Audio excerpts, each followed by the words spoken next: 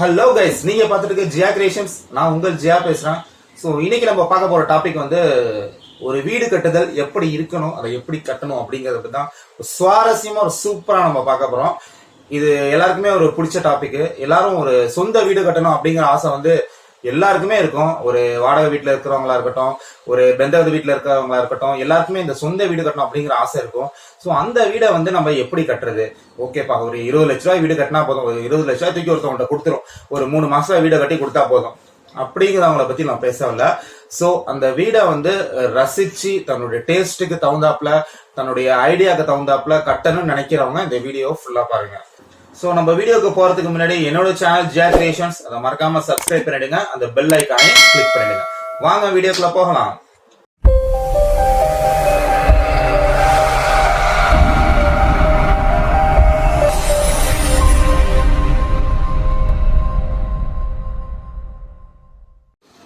ஒரு வீடுங்கிறது ஒரு சாதாரண விஷயம் கிடையாதுங்க. இப்போ ஒரு நம்மளுடைய வாழ்நாள் முழுவதுமே ஒரு வீட்டுல தான் நம்ம கழிக்க போறோம் அப்படிங்கிற போது அந்த லைஃப் லாங்லேயே நம்ம வந்து அந்த வீடை வந்து ஒரே ஒரு வாட்டி தான் கட்டுவோம். சொந்த வீடு அப்படிங்கிற போது அந்த வீடை கட்டுறதுக்கு நம்ம எவ்வளவு கஷ்டப்பட்டிருப்போம். சில பேர் லோன் வாங்கி கட்டுவாங்க, சில பேர் கடை வாங்கி கட்டுவாங்க, சில பேர் வந்து தன்னோட உழைப்புல கஷ்டப்பட்டு உழைச்சு கட்டுவாங்க. ஸோ அப்படிங்கிற போது அந்த வீடு எப்படி இருக்கணும்? ஸோ ஒருத்தவங்களோட தூக்கி ஒரு காசை கொடுத்துட்டு இதை நீங்க கட்டித்தாங்க அப்படிங்கறது எப்படி இருக்கு? ஸோ அந்த வீட்டோட ஒரு விஷயத்தையுமே, ஃபார் எக்ஸாம்பிள் கல்லு, மண்ணு, ஜல்லி, மரம், அந்த டிசைன், பெயிண்ட் எல்லாத்தையுமே வந்து நீங்க டைரக்டா களத்துல இறங்கி உங்களோட டேஸ்டுக்கு தகுந்தாப்புல சூஸ் பண்ணி இதை எடுத்து கொடுத்து கட்டுங்க அப்படின்னு சொல்றது எப்படி இருக்கு? எல்லாமே நம்ம போடக்கூடிய காசு தான், கஷ்டப்பட்டு சம்பாதிச்ச காசு. அதை வந்து உங்களுடைய டேஸ்டுக்கு நீங்க கட்டுங்க. ஸோ நீங்க ₹1 சம்பாதிச்சாலும் அந்த ₹1 வந்து நீங்க என்ன வாங்குறீங்க அப்படிங்கறது உங்க டேஸ்டுக்கு, உங்களோட ஐடியாவுக்கு தகுந்தாப்புல இருக்கணும். ஸோ அப்படிங்கிற போது அந்த வீடு வடிவமைக்கிறதுல முழு கவனத்தை செலுத்துங்க. ஸோ நீங்க வந்து ஒரு 5000 ஸ்கொயர் ஃபீட்ல தான் கட்டணும், 10,000 ஸ்கொயர் ஃபீட்லாம் கட்டணுங்க கிடையாது. ஒரு 850 ஸ்கொயர் ஃபீட்ல கூட வீடு கட்டினாலுமே அந்த வீடு ஃபுல்லா உங்களுடைய ஐடியாவுக்கு தகுந்தாப்புல இருக்கணும். அதுதான் என்னுடைய ஒரு பர்சனல் சஜஷன்.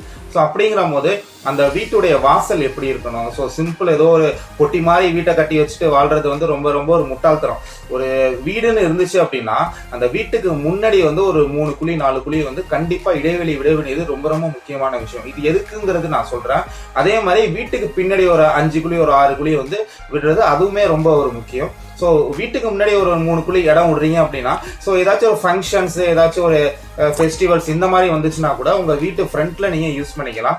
ஸோ உங்களுடைய சொந்தக்காரங்க யாரும் சேர் போட்டு உட்கார்றதுக்கு, ஸோ ஃபுட் ஃபெஸ்டிவல்னா ஏதாச்சும் கிச்சன் எக்யூப்மெண்ட்ஸ் எல்லாம் வச்சு உங்களுக்கு ஃபுட் சமைக்கிறதுக்கு இந்த மாதிரி விஷயத்துக்கு யூஸ் ஆகும். So car parking, 2 wheeler parking, so இந்த மாதிரி விஷயத்துக்கு. ப்ளஸ் வந்து கார்டனிங் ஹாபிஸ் உங்களுக்கு இருந்துச்சுன்னா ஃப்ரண்ட்ல ஏதாச்சும் நீங்க வந்து கார்டன்ஸ், பிளான்ஸ் இந்த மாதிரி ஏதாச்சும் வந்து நீங்க டைம் பாஸ்க்கு நீங்க வைக்கலாம். ஸோ இந்த மாதிரி விஷயங்கள். பிளஸ் வந்து இந்த மாதிரி ஊரடங்கு காலத்துல உங்களுக்கு டைமே போகாது. ஸோ இந்த மாதிரி உங்க வீட்டுக்கு முன்னாடி இடம் இருந்துச்சுன்னா அங்க வந்து நீங்க டைம் பாஸ் பண்ணலாம். ஒரு ஷட்டில் காக் விளையாடுறது, ஸோ இந்த மாதிரி பல விஷயங்கள் நீங்க வந்து வீட்டை விட்டு வெளியில வந்து பண்ணலாம். அதுவும் உங்க நிலத்துக்குள்ளேயே நீங்க பண்ணலாம். ஸோ இது ரொம்ப ரொம்ப முக்கியமான விஷயம். அதே மாதிரி பின்னாடி எதுக்கு இடம் விடணும்னு சொல்றேன் அப்படின்னா, இப்ப வரக்கூடிய காலகட்டத்துல இந்த வெஜிடபிள்ஸ் எல்லாமே பாத்தீங்கன்னா எல்லாமே கலப்படம் தான். ஸோ அப்படிங்கிற போது நீங்க சொந்தமா விளைச்சி அதை நீங்க சாப்பிடலாம். ஸோ ஒரு வெண்டைக்காய் இருந்தாலும், கத்திரிக்காய், இந்த மாதிரி செடி கொடி போட்டு கூட அதுல இருந்து கூட நீங்க எடுத்து உங்களுக்கு பயன்படுத்திக்கலாம். ஸோ இதுவும் ஒரு நல்ல விஷயம்.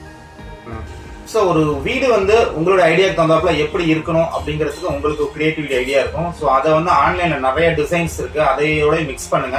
ஒரு நல்ல ஒரு பிளானிங் இன்ஜினியரா சூஸ் பண்ணுங்க, அவங்கள்ட்ட போங்க, உங்களோட ஐடியாவை அவங்கள்ட்ட இம்ப்ளிமெண்ட் பண்ணி கொடுங்க, அவங்க ஒரு டிசைன் போட்டு கொடுப்பாங்க. ஸோ அதை எடுத்துட்டு வந்து உங்களுடைய மேஸ்திரிட்ட, உங்களுடைய இன்ஜினியர்கிட்ட கொடுங்க, இது தகுந்தாப்புல கட்டுவாங்க. ஸோ எப்போதுமே ஒரு இன்வெஸ்ட்மெண்ட் பண்ணி கட்டுறீங்க அப்படின்னா அது உங்களோட ஐடியாவா இருக்கணும். அது என்னுடைய பர்சனல் சஜஷன்ஸ். ஏன்னா நம்மளோட உழைப்பை போட்டு கட்டுறோம் அப்படின்னா அது நம்மளோட ஐடியா இருக்கணும். சரி, ஒரு ஹால் எப்படி இருக்கணும், ஒரு ரூம் எப்படி இருக்கணும், ஒரு கிச்சன் எப்படி இருக்கணும் அப்படிங்கறதை நம்ம வந்து இப்போதைக்கு பார்ப்போம். ஒரு அதாவது லிவிங் ஹால்னு சொல்லுவாங்க. எப்போதுமே உங்க வீடு கட்டும் போது லிவிங் ஹாலை கொஞ்சம் பெருசாவே கட்டுங்க. ஏன்னா அந்த இடத்துல தான் டோட்டல் லைஃபே நம்ம வந்து கழிக்க போறோம். அப்படிங்கிற போது நீங்களா தான் சரி, உங்க பேரண்ட்ஸ், அப்பா அம்மா, ஒய்ஃப், பிள்ளைங்க எல்லாருமே வந்து காமனா புழங்கக்கூடிய இடம் வந்து லிவிங் ஹால். அந்த இடத்த வந்து கொஞ்சம் ஸ்பேஷியஸா நல்லா புழங்குற மாதிரி கட்டுங்க. பிளஸ் அடுத்தது பெட்ரூம் அப்படிங்கிற போது அந்த பெட்ரூம் வந்து நீங்க ஒரு ஸ்பேஷியஸா கட்டுங்க. பெட்ரூம்ல வந்து லேஃப்ட் அவாய்ட் பண்ணுங்க. ஸோ லேஃப்ட்னா அந்த வந்து மேல பரணின்னு சொல்லுவாங்களா. ஸோ இது நீங்க ஒன்ஸ் வச்சீங்கன்னா அந்த பெட்ரூமோட டிசைனே உங்களுக்கு வந்து டோட்டலா மாத்திடும். எந்த வித லேஃப்ட்டுமே இருக்கக்கூடாது. ஸோ தென் வந்து ஒரு பெட்ரூம்ல பெட்ரூம்ல ஒரு பால்கனி இருக்கிறது வந்து ரொம்ப ரொம்ப நல்லது. ஸோ ஒன்ஸ் ஒரு மார்னிங் ஒரு 5 o'clock வேக்கப் பண்றீங்க, ஸோ நீங்க அங்க போய் ரெஃப்ரெஷ் பண்ணலாம். ஒரு டீ சாப்பிடும் போது அந்த பால்கனில போய் உட்காந்து கூட டீ சாப்பிடலாம். ஒரு ஈவினிங் ஒரு 7 o'clock 8 o'clock கூட ஒரு ரெஃப்ரெஷ்மெண்ட்டுக்காக நீங்க அந்த பால்கனில போய் டைம் பாஸ் பண்ணலாம். ஸோ ஒரு இயற்கையை ரசிக்கலாம் அங்க உட்காந்து. ஸோ ஒரு ரூம்லயே அடைஞ்சு கிடக்காம ஒரு சின்ன ஒரு ரிலாக்ஸேஷன் உங்களுக்கு ஒரு பால்கனில போய் டைம் ஸ்பெண்ட் பண்ணலாம். பால்கனிங்கிறது நீங்க ரொம்ப பெருசாலாம் கட்டணும் அப்படிங்கிற அவசியம் கிடையாது. ஒரு 4க்கு ஒரு 3, ஒரு 5க்கு 3, ஸோ இந்த மாதிரி சைஸ்ல நீங்க கட் பண்ணீங்கன்னா இது கொஞ்சம் நல்லா இருக்கும் உங்களுக்கு. தென் கிச்சன் பத்தி பார்ப்போம் வாங்க. கிச்சன் கொஞ்சம் ஸ்பேஷியஸா இருக்கணும். ஸோ கிச்சன்ல வந்து அந்த ரேக்கு, அந்த இன்டீரியர் டிசைனிங்லாம் பண்ணுவாங்களா, அதுவுமே கண்டிப்பா இருக்க வேண்டும். பிளஸ் கிச்சன்ல 2 சைடுமே வந்து உங்களுக்கு விண்டோ இருக்கணும். ஸோ கிச்சனுங்கிறது அந்த வீட்டிலே வந்து ரொம்ப ஒரு ஹாட்டான பகுதி. ஒன்ஸ் நீங்க சமையல் பண்ணிட்டு இருக்கும் போதே அந்த ஹார்ட் வந்து லிபரேட் ஆகிட்டே இருக்கும். ஸோ அந்த ஹார்ட் வந்து வெளியில போறதுக்கு ஒரு சைட்லயும் ஜன்னல் இருக்கணும், இன்னொரு சைட்லயுமே ஜன்னல் இருக்கணும். ஸோ இந்த மாதிரி நீங்க கிச்சனை வடிவமைக்கணும். தென் நம்ம வாங்கக்கூடிய அந்த கன்ஸ்ட்ரக்ஷன் மெட்டீரியல்ல கொஞ்சம் கான்சென்ட்ரேட் பண்ணணும். ஸோ நீங்களாவே களத்துல டைரக்டா இறங்கி கொட்டேஷன் வாங்குங்க. இப்போ ஒரு மரம் தேவை, இந்த வீடு கட்டுறதுக்கு இவ்வளவு மரம் தேவை அப்படின்னா உங்களுடைய கார்பெண்டர்கிட்ட இது ரெக்யர்மெண்ட்ஸ் கேட்டுக்கோங்க. அந்த ரெக்யர்மெண்ட்ஸ் எடுத்துட்டு போய் 1க்கு 5 இடம் விசாரிங்க. ஒரு இடத்துல விசாரிக்கிறீங்க அப்படின்னா 5 இடம் விசாரிங்க. ஸோ எது உங்களுக்கு பெஸ்டா நல்லா குவாலிட்டியா தோணுதோ அங்க நீங்க வாங்குங்க. பிளஸ் அதே மாதிரிதான் உங்களுக்கு சாண்டா இருந்தாலும் சரி, ஜல்லியா இருந்தாலும் சரி, சிமெண்டா இருந்தாலும் சரி, எதுவும் கொட்டேஷன் வாங்கிக்கிட்டு அதுக்கு ஒன்ஸ் நீங்க வந்து டிசைட் பண்ணிட்டு அதுக்கு அப்புறம் நீங்க வந்து ப்ராடக்ட்டை பர்ச்சேஸ் பண்ணா நல்லது என்னை பொறுத்த வரையும். ஸோ மெட்டீரியல் எப்படி பர்ச்சேஸ் பண்ணணும்னு பார்த்தாச்சு. தென் அந்த பெயிண்ட் சைடு வந்துடலாம். ஸோ இதுல தான் எல்லாருமே பண்ற ஒரு பெரிய மிஸ்டேக். பெயிண்ட் எப்படி சூஸ் பண்ணணுங்கிறது தெரியாது. எனக்கு வந்து அந்த கத்திரிப்பூ கலர் தான் பிடிக்குது, எனக்கு வந்து இந்த ரோஜா பூ கலர் தான் பிடிக்குது அப்படின்னு சொல்லிட்டு அந்த கேட்லாக்ல பார்க்கும்போது உங்களுக்கு வந்து சூப்பரா இருக்கும் அந்த கலர், டார்க் கலர். ஸோ அதை ஒன்ஸ் இன்டீரியர் வீட்டுக்குள்ள அப்ளை பண்ணணும்னா அது அப்படியே என்ன பண்ணணும்னா அந்த லைட், நீங்க எத்தனை லைட்டு போட்டாலுமே லைட் அப்படியே அப்சர்வ் பண்ணிடும். ஸோ எப்போதுமே அந்த டார்க் கலர் வந்து போடவே போடாதீங்க. வீட்டை வந்து எப்போதுமே வந்து டல்லா காமிக்கும். ஸோ டார்க் கலர் நீங்க எங்க யூஸ் பண்ணணும்னு கேட்டீங்கன்னா வீட்டோட எக்ஸ்டீரியர், அதாவது வெளியில தான் யூஸ் பண்ணணும். அப்படிங்கிற வெளியில ஏன் யூஸ் பண்றோம் அப்படின்னா சன்லைட்டுக்கு எல்லாமே தாங்கணும் அந்த கலர். ஸோ அப்படிங்கிற போது வெளியில யூஸ் பண்ணணும். உள்ள வந்து மைல்டு கலர் லைட்டா யூஸ் பண்ணுங்க. ஃபார் எக்ஸாம்பிள் வந்து இப்ப நான் இந்த சவத்தை கொடுத்துருக்க பாருங்க, லைட் கிரீன், ரொம்ப ரொம்ப லைட் கிரீன்.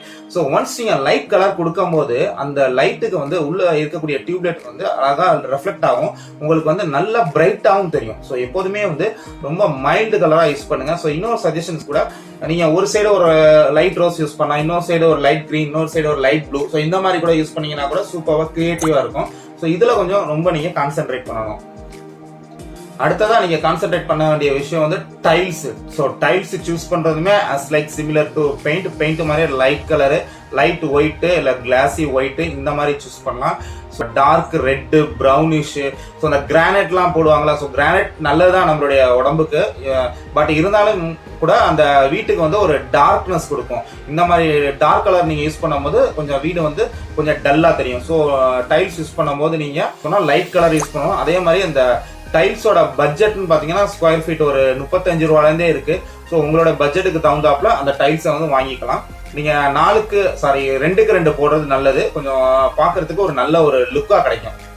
இன்னொரு முக்கியமான விஷயம், நீங்க ஒன்ஸ் வீடு கட்டும் போது டேப் எப்போதுமே வந்து ஒரு என்ட்ரன்ஸ்ல ஒரு டேப் வச்சிருங்க, ரொம்பவே யூஸ்ஃபுல்லா இருக்கும். ஸோ எதுக்குன்னா நீங்க ஒன்ஸ் நீங்க வீட்டுக்குள்ள போறதுக்கு முன்னாடி உங்க ஹேண்டை வாஷ் பண்ணிட்டு போகலாம். இது எப்போதுமே ஒரு நல்ல ஒரு விஷயம். அதே மாதிரி உங்க 2 வீலர் 4 வீலர் எதுவும் நீங்க வாஷ் பண்றதா கூட ரொம்ப சிரமப்பட வேணாம். வாசல்ல இருக்கிற பைப்பை கூட நீங்க யூஸ் பண்ணி நீங்க அதை வாஷ் பண்ணிக்கலாம்.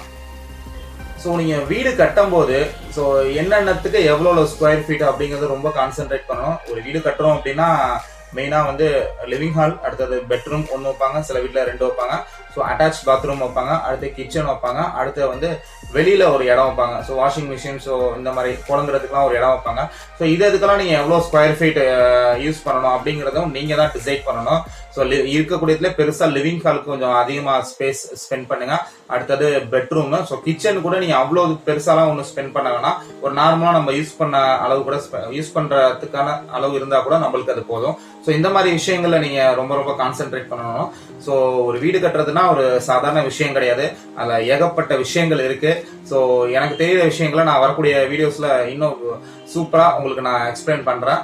ஸோ இது வந்து ஒரு பேசிக்கான விஷயம். ஸோ இந்த வீடியோ உங்களுக்கு பிடிச்சிருக்குன்னு நினைக்கிறேன். பிடிச்சிருந்துச்சு அப்படின்னா மறக்காம என்னோட சேனல் ஜியா கிரியேஷன்ஸ் அதை சப்ஸ்கிரைப் பண்ணிடுங்க. மறக்காம அந்த பெல் ஐக்கானை கிளிக் பண்ணிடுங்க. ஸோ நெக்ஸ்ட் இன்னொரு வீடியோல உங்களை வந்து நான் மீட் பண்றேன். அது மாதிரி உங்களிடம் வந்து விடைபெறுவது உங்க ஜியா. Tata, bye bye.